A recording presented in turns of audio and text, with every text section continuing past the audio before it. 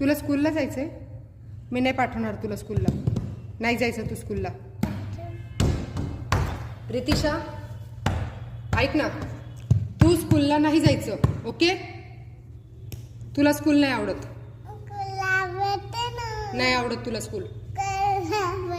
बस मध्ये पण नाही जायचं स्कूलच्या. तू अजून लहान आहे. ऐक, तू अजून लहान आहे. तुझ्यासाठी स्कूल नाहीये. नाही जायचं स्कूलला. तू अभ्यास नाही करायचा. काय झालं? कुठे जायचं? स्कूलमध्ये जायचं. का बरं जायचं? तुला अभ्यास करायचा. अभ्यास करून काय करायचं?